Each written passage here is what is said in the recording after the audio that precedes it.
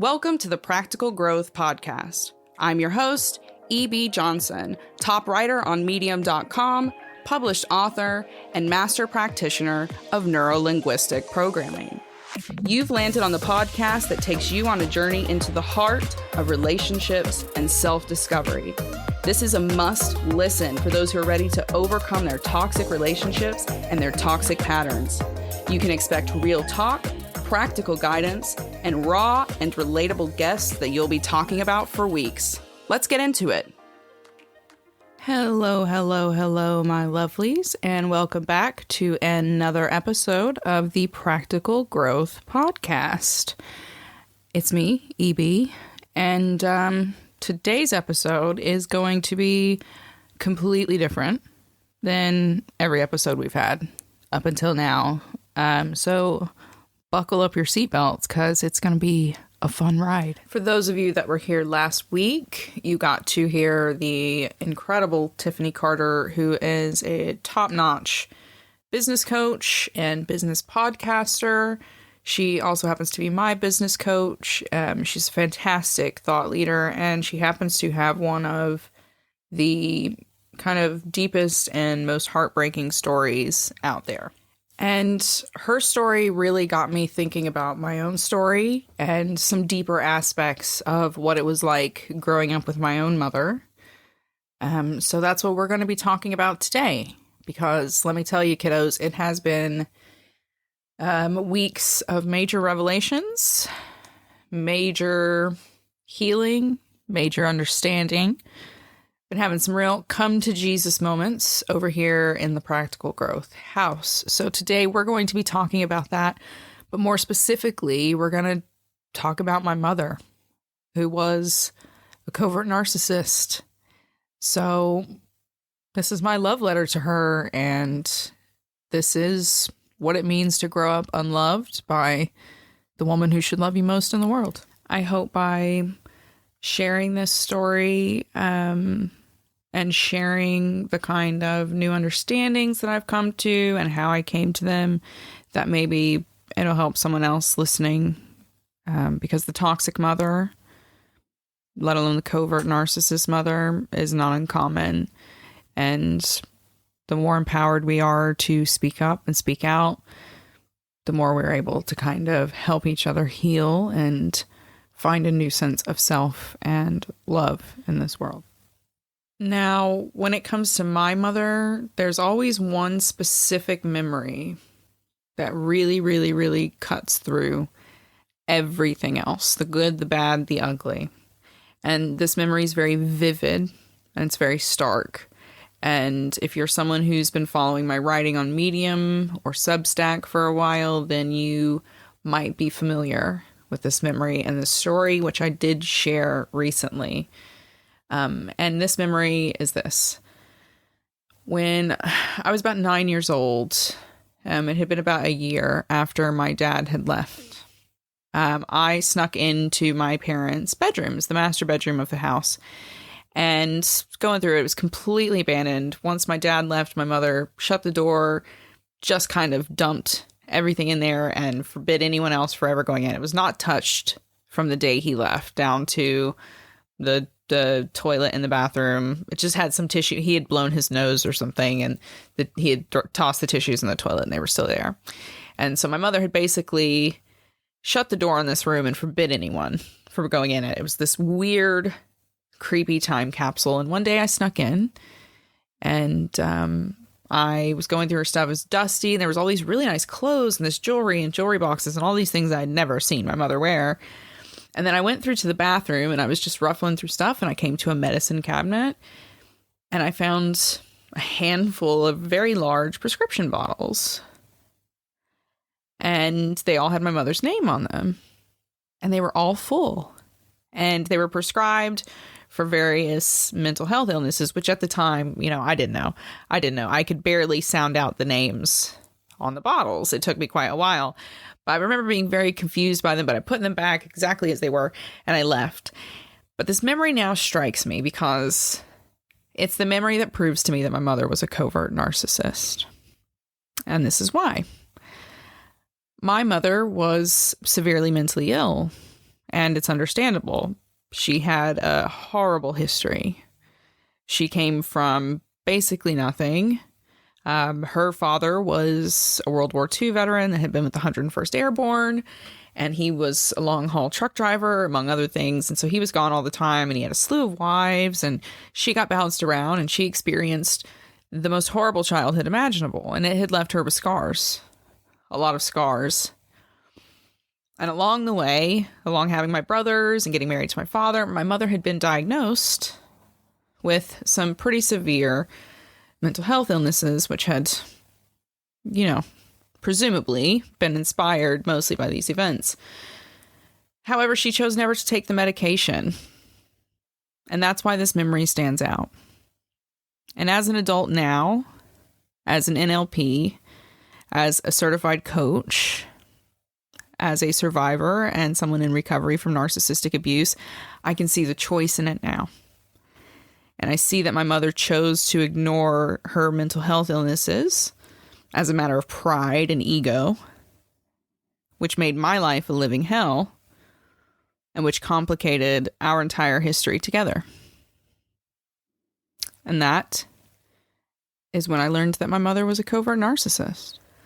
I share this example, this memory, this one specific incident, not because it alone defines my mother and the proof that she was a covert narcissist, but it's the most brazen example. It's the most brazen example.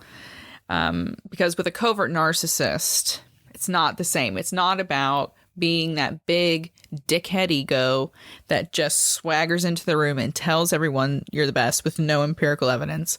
It's not how it works with covert narcissism. Covert narcissists tend to play the victim. They're always in a place of powerlessness, which somehow, magically, mystically, every time gives them power. There's always a crisis that everyone else around them has to fix for them, or some emergency, or if, they are confronted with something they've done wrong, it's instantly back to some sob story. It can be a sob story from 20 or 30 years ago. It can be a sob story from 10 minutes ago. It can just be outright blame shifting onto you by switching topics completely to something bad you did way back when. The covert narcissist is all about using poor me in order to both deflect and claim power. And that is something that my mother was so good at. Oh, that was her bread and butter. It was her bread and butter. And of course, it was easy for her to do because she did have such a hard life. She did. She had this really hard life. She had this childhood in which she was, and trigger warning here for whoever's listening that, if you've been a victim of sexual abuse and things, then you need to maybe turn off now or, brace yourself. But, my mother had a horrible childhood. She was raped from the time she was in single digits childhood, up until the time that she was 16 by family members and family friends.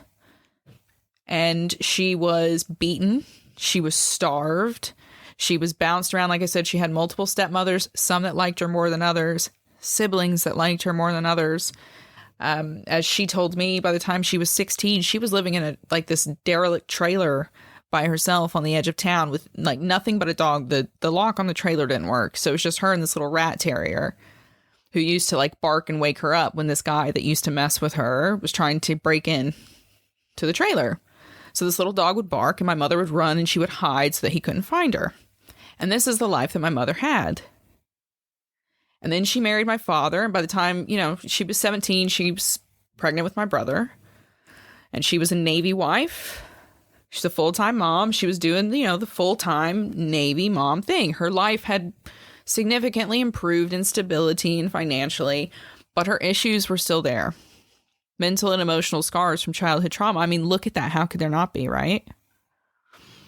And these are the stories that my mother would tell all the time. My mother told these stories to me all the time. I'm not sure if my brothers got these stories, but myself and my sister-in-law and things, we got these stories. And these stories were especially prevalent In moments when there was conflict going on, like if you had a problem with my mother, like if my mother had done something really, really wrong, like for those who've been listening to the podcast, you'll remember the story of my 12th birthday and the way my mother threw a fit and called me all these horrible names because we didn't go to the restaurant that she wanted to go to on my birthday. So that's just kind of like one example of how she twisted it, and she used a sob story because in the end, when she got confronted, we were like, you can't act this way. It's her birthday. My mother just started crying and saying, oh, you know how hard my life is. I work all the time. I have no money because your dad left me, because I have no education, because I was abused as a child. What are you going to say? What are you going to say at that moment? And who has the power in that conversation? Who has the power when you try to confront your mother and she starts telling you about being raped in childhood? There's not really a lot of counters for that, is there? So this is what I'm talking about with the covert narcissism, that victimhood that's used in order to kind of flip the narrative, put them back on top of the dog pile, and detach from any sense of accountability, any sense of responsibility, or just general empathy. With the narcissist, it all comes back to empathy.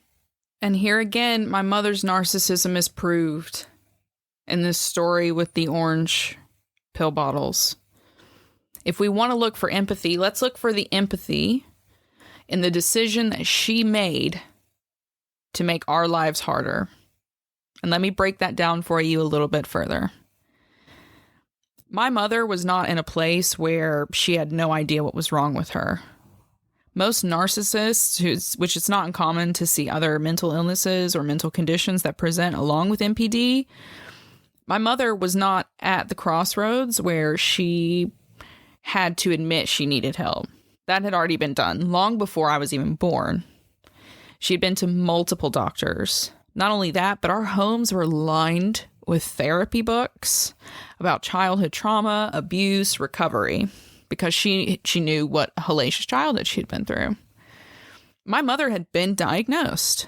And not only had she been diagnosed, but she had been given multiple medications, which had been vetted across multiple doctors in multiple states by military doctors, which at this time were very good, who had said to her, listen, you have to take tablets X, Y, and Z. And when you take tablets X, Y, and Z, you will be able to better regulate your emotions and ease your life. My mother chose not to do that. And there is no other answer there other than pride, other than ego. I know for a fact that she had been begged by those around her to take that medication, especially when she went into her over-the-top fits of rage, which could be over the smallest thing, the absolute smallest thing. And that choice is where her empathy stopped, because she was very cognizant of the pain she was inflicting on those around her. She knew what she had done to me that day in the kitchen when she beat me with a belt until I vomited on myself. And then she hit me a couple more times for throwing up, and then screamed over the top of me while I scraped it up with paper plates into a trash can. A few years later, she kind of off the cuff one day said she felt bad about that. And she kind of apologized, which was quickly followed up with, but you shouldn't have. My mother was aware of the pain she was putting us in. And she knew that if she took her medicine, she just took these 3 tablets every day, something which she had no problem doing because she had other physical ailments for which she took even more medication, and she did so very happily, willingly as you can.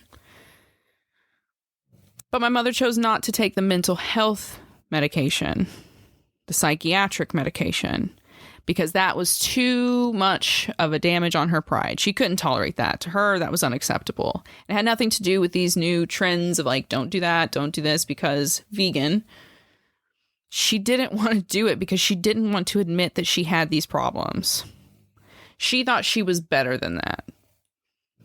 And so she chose to believe in this better than that image of herself than to be a better mother to her child who just wanted to be loved by her mother. And that's where her empathy ended. Her empathy only extended as far as her pride. And that's why I know she was a narcissist. Despite what everyone else tells me, despite the echoes that everyone else gives me every time I bring it up. Oh, well, she had a hard life. Of course she did. Everyone around her had a hard life. But she was the only one who's mattered. She always had to be the top of the pile. Even her pain had to be bigger and better than everyone else's. And that's how I know my mother was a covert narcissist. And that's why I work every day now to hold on to that memory of the orange pill bottles as the symbol of the choices that she made as a mother to make my life harder. It's not easy to sit here and say this. I think that there are a lot of people out there that think that I get a pleasure out of admitting this. That it's like fun to admit that my mother was horrible to me more than she was good to me.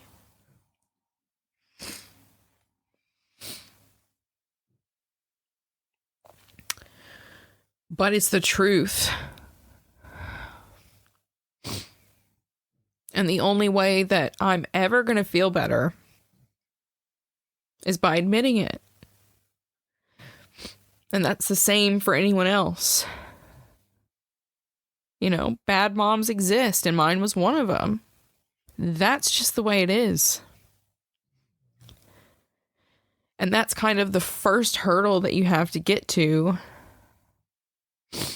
in order to address these mother wounds. And it's the hardest. It's the mountain. It's the mountain. You know, but we have to speak up, not just for ourselves, but for other people too. You know, oh, sorry guys, I have to collect myself here. You know, the mother wound is a very real thing. We talk a lot, especially in the kind of self-help world. There's a lot of focus on like your dad and the father wound. And yeah, okay, dads have not been great, but not enough of us admit that really, honestly, an equal portion of women have been just as toxic. And when your mother is toxic, when your mother abuses you, when she neglects you, when she abandons you, when she belittles you, that wound is deep. Especially if you come from a culture in which your mother is your primary caregiver. There are significant developmental milestones that get missed when that caregiver is not present and affectionate in the way that they should be. When your mother emotionally, physically, mentally, hell, financially, materially traumatizes and damages you, it wrecks your adult life. And it manifests in a lot of really complex ways that kind of root themselves in our relationships and our sense of self. You get the normal kind of standard, what we know, the feelings of inadequacy, the insecurities, right? Like, my mother didn't love me. My mother didn't treat me right. Like, what a piece of shit am I? You get that. But you also get things like a need for perfection. So, like, for my mother, because she was a narcissist, she wanted her kids to be like the best of the best of the best because we were a reflection of her. She got her power through motherhood. It was like her status symbol. And so we were all expected to be like doctors and lawyers and all of these crazy, crazy things. And we were expected to make tons of money and like sit at the top of our communities. She had this need for perfection from us.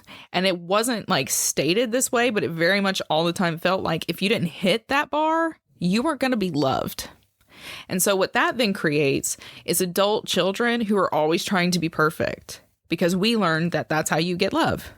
Your mother only loves you if you're perfect. Everyone else is only going to love you if you're perfect. And in that space too, you learn how to you learn how not to accept yourself. You learn how not to accept love. That feeds into a whole realm of chasing dangerous relationships.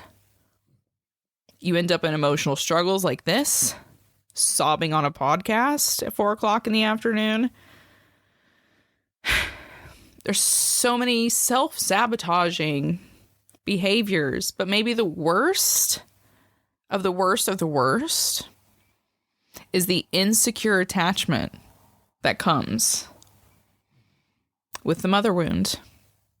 Yeah, that insecure attachment that you have in all your relationships, when you get like super, super clingy, you're convinced that you're a piece of shit and they're definitely going to cheat on you. And then you detonate the relationship because you call and text them 8 million times or say, "Are you mad at me? Are you mad at me? Are you mad at me?" Yeah, that's not just like a daddy issue. You get that when your mother doesn't love you the way she's supposed to. That relationship that we share with our mothers, for most of us, forms the baseline of how we see and approach all the other relationships in our lives. So when we're uncertain of that first foundational relationship, how do you think we feel in every other relationship that comes along? When you fear losing your mother, how are you going to feel about any other person that comes into your life? The mother wound can create fear in you that, it creates emotional struggles and you can overfunction and try to be a perfectionist. But you don't learn how to attach to people. You basically get left in a state of being that baby on a doorstep for the rest of your life. Desperate for love, but that foundation never got poured. So you're just building walls that fall in on themselves. The mother wound is serious, and it lasts an entire lifetime. I'm not going to sit here and bullshit anybody. If you heard the last episode with Tiffany Carter, then it's not something that just like stops one day. You're not going to hit A, B, B, down, up, left, right, enter. Like, that's not going to heal it. There's no magic code. There's no magic tablet. None of that one thing is going to fix the pain that you're in, and it's never just going to get wiped away.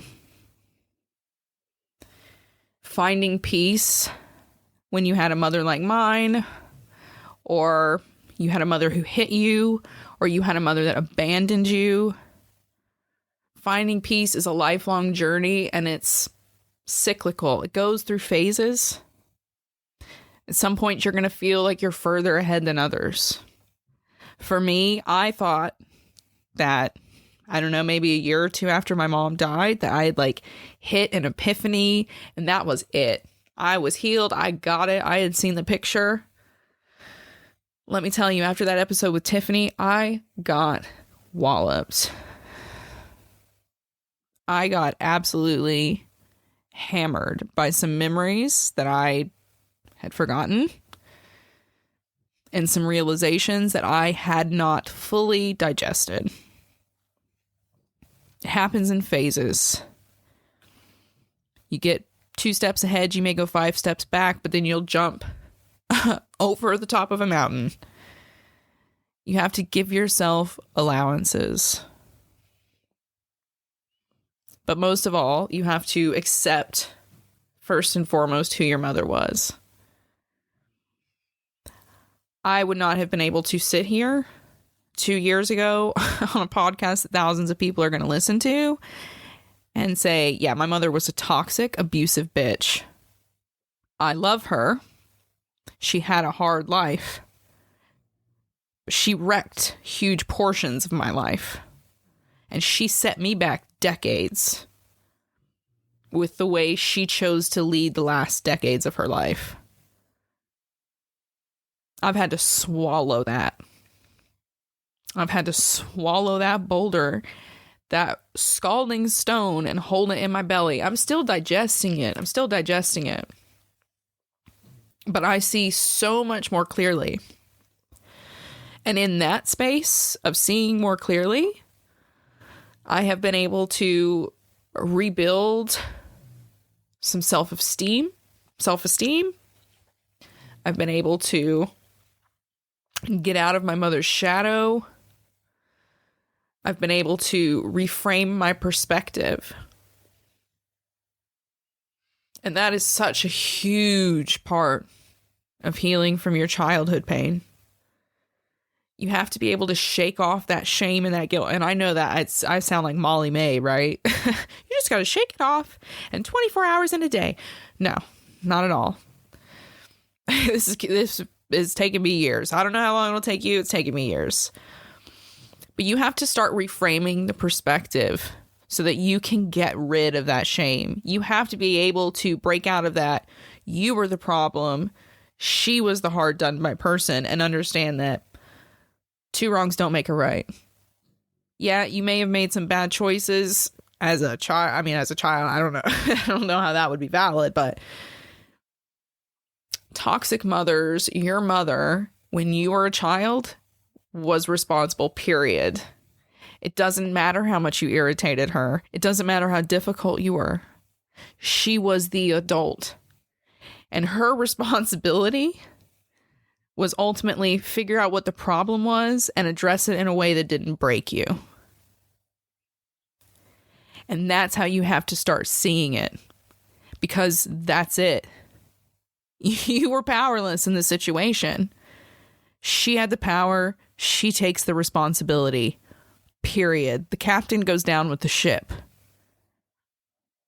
And that's how you start to intentionally experience a world that's better than the one your mother set up for you. At that stage, you can start reparenting yourself, which is now the stage I've come to. I mean, I had this one day right after this very vivid memory of the pill bottles, and I was processing, and I fell asleep, and I had this vivid kind of dream of me, and I was walking up the gravel driveway to my childhood home, and I kicked in the door on that shitty little porch, and I went into that disgusting house that was just caked with dog shit and cat piss and sewage in the halls.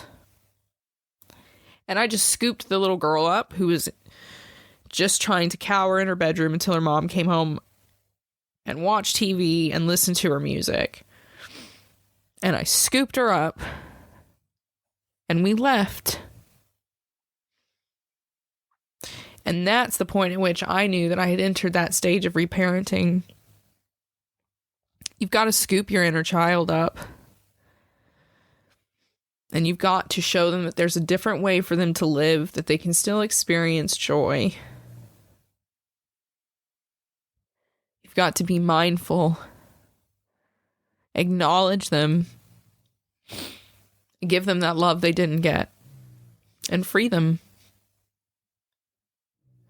And little by little, that's how we come back to ourselves. Day by day, hour by hour, it fluctuates. Just like grief, it is a grief of its own. It's a flood. It's a tsunami. It's a storm. There's one giant wave that hits you, and for a long time, you're kind of just rolling around in the darkness, and you don't really know which way is up. But eventually, the water gets lower and lower, and then there's some light. And that's the point at which you can start to rebuild that narrative. You can start to catch your breath, look around, see the destruction, but also rebuild. And ultimately, that's the point that we all just want to get to. It's just that ability to rebuild without the shame and the heaviness and the guilt. We just want to build something for ourselves. And that's where I'm at now. And that's why I have chosen to do what I've chosen to do, why I tell the stories that I tell. This is why I coach and do what I can to give people some way to improve that pain, that inherited pain, before it pushes them over the edge. So I hope that in me telling you this story, and me telling you kind of how I've been able to get to this point, I hope that this, at the very least, helps you acknowledge something in your own life. And I hope that even though that acknowledgement might be painful, I hope it's freeing. And I hope that in that freedom, you can become a little bit more of yourself. Again, I want to thank you guys so much for listening, for reading, for following. I'll forever be grateful, more than you know.